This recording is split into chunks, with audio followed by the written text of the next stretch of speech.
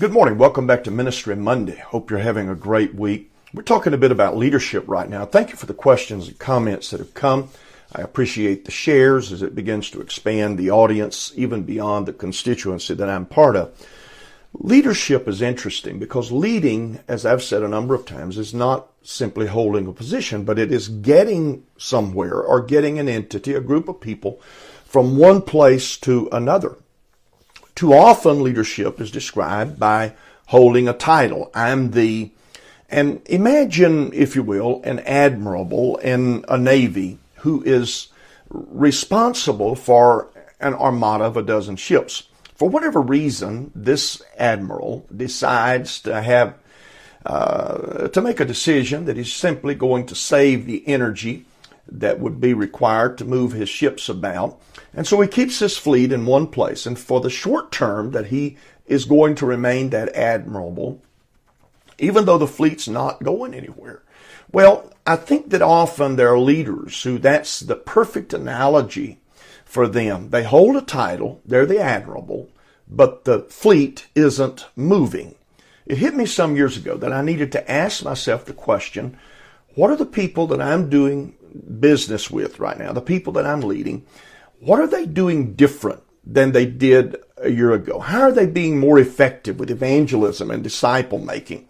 I have to confess it wasn't a real happy mental conversation because far too often I was the shepherd, but most of the flock wasn't moving, and it resulted in some changes. Number one, I slowed down a little bit because sometimes we think people can move faster than they can, and that simply is not correct. We need to assess where people are and whether they're taking hold of the things that we're putting into their mind and spirit.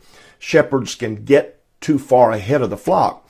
The second thing is that most of my decision making from that point forward, including asking the question, if we do this thing, if I teach this, if we take this particular approach, what is the return on the investment? In essence, is it going to change anything? Is it going to move us forward and make us better? And then thirdly, application became more important to my process of teaching, preaching, and trying to influence others. How do we do something now with what has been taught to us? A flock of sheep, need a shepherd to bring them somewhere. My dad had a few cows when I was a youngster. Sheep differ from cows. Every evening the cattle would come home, and they knew where the barn was, and they knew where they could find something to eat. Sheep are very different. Jesus didn't like us to cattle. He likened us to sheep. Now that's his analogy, not mine.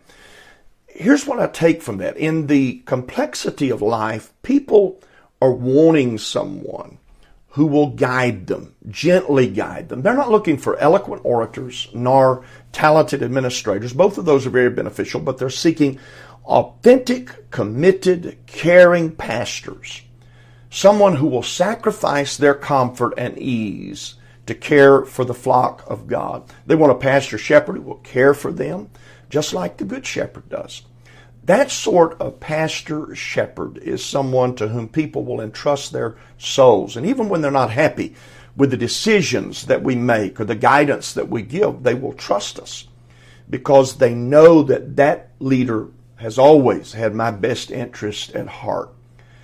As you move forward in leading those that God has put in your care, leading the ministry that you're responsible for, review the questions. By the way, again, I thank you for the comments. I appreciate the questions that come my way. Ministry Monday. We'll see you next week. God bless.